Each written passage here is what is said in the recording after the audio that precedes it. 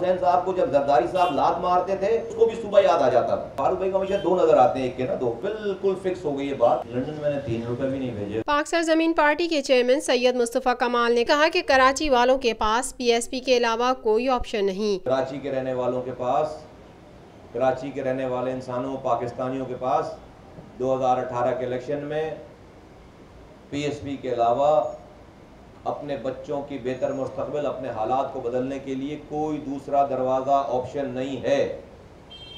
ये क्यों कह रहा हूँ? इसलिए कि अल्लाह ताला ने आखिरी दफ़ा ये कराची हमारे हाथों से बनवाया, ना उससे पहले बना ना उसके बाद बना। आज मैं नहीं कहता, आप लोग ही तो उजागर करते हैं। मैं जब कहता था, मैं जब पानी की बात कर, अपनी पहली प्रेस कॉन्फ्रेंस में मैं पानी की बात करता था, 2 महीने तक मैं करता रहा। उस वक्त 2016 की बात है। तो मुझे कई मेरे खैर ख्वाह ने, मेरे दोस्तों ने मुझे आकर आहिस्ता से कान में कहा कि मुस्तफ़ा भाई आप ये पानी पानी कहते, कोई बड़े बड़े इशू की बात करें, कोई नेशनल इशू की बात करें, कोई नेशनल इशू की बात करें। पानी तो बड़ा एक जो है वो माइक्रो लेवल का मसला है। तो मैं उनसे कहता था कि पानी, आप एक टाइम अभी मैं देख रहा हूँ आएगा कि पानी से बड़ा नेशनल इशू कोई और होगा नहीं। पानी से बड़ा नेशनल इशू कोई और होगा नहीं। और वो आज हो गया है। जहाँ जहाँ वो जा रहे हैं और जो उनके साथ हशर हो रहा है, तो उनको लग गया है कि अल्लाह ताला ने लोगों के दिलों में बात डाल दी है हमारे लिए। लेकिन वो 2 जमातों के बारे में गलत कह रहे हैं, एक जमात है। फारूक भाई को हमेशा 2 नजर आते हैं, एक के ना दो। तो वो 2 गलत कह रहे हैं, एक जमात के बारे में फिक्स हो गया और वो अल्लाह ताला ने फिक्स कर दिया है, लोगों के दिलों में बात डाल दी है। तो अभी अल्लाह ताला के कामों में ना उनको मदाखलत करनी चाहिए ना मुझे मदाखलत करनी चाहिए। बिल्कुल फिक्स हो गई ये बात और अल्लाह ने फिक्स कर दी है। और उनके अमाल और सारी चीज़ें देखकर उनको पता चल गया, फारूक भाई जहाँ जहाँ जा रहे हैं उनको पता चल गया कि ये बात फिक्स हो गई है। और मैं इसको ओन करता हूँ, अल्लाह ने कर दी है सारी बात।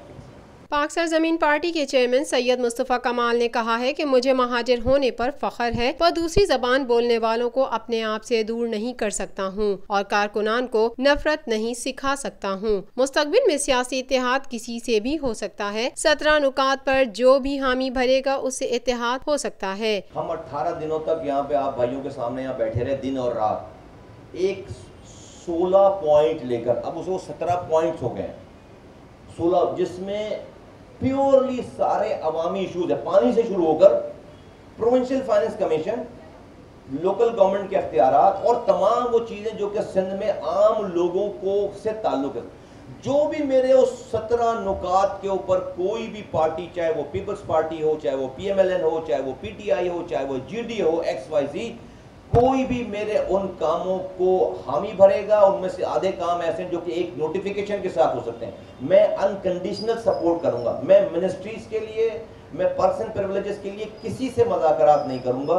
मेरी प्रायोरिटी वो 17 पॉइंट्स है। तो जो भी बिल्कुल पीपल्स पार्टी वो काम आज करने लगे, मेरी कोई दुश्मनी नहीं है पीपल्स पार्टी से। उन्होंने कहा कि क्या MQM ने सूबा बनाने के हवाले से कभी किसी जमात से इस हवाले से कोई मीटिंग की? आइन के तरीकाकार से MQM एक कदम नहीं उठा सकती है। सूबा बनना मसले का हल नहीं, इख्तियारात नीचे तक देने से मसाइल हल होंगे। 5 साल हुकूमत में रहने के बाद 4 साल 11 महीने जब गुजर जाते हैं इनको, तो 12वें महीने में इनको जनूबी सूबा सिंध याद आता है। अल्ताफ हुसैन साहब को जब जरदारी साहब लात मारते थे, मिनिस्ट्रीज से निकालते थे, तनख्वाह नहीं देते थे, तो उसको भी सूबा याद आ जाता था।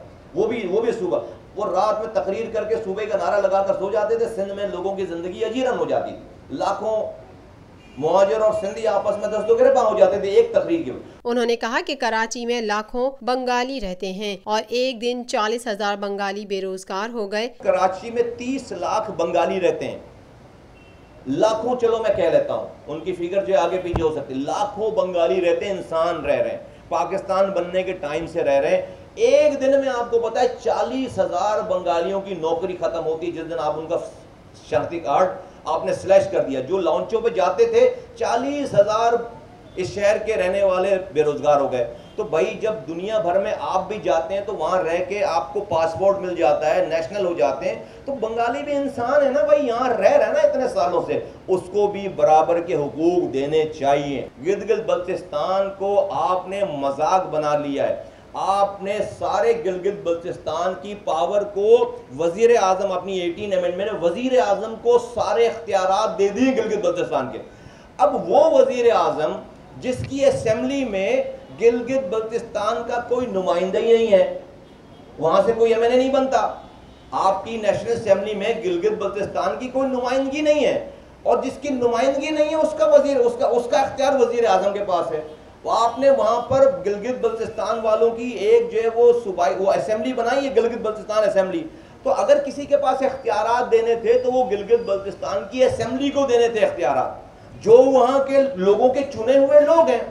आज आप जो है वो शेड्यूल 4 में आपने सैकड़ों लोगों को डाल रखा है गिलगित बल्तिस्तान के। ना करें, पाकिस्तान का नुकसान हो रहा है।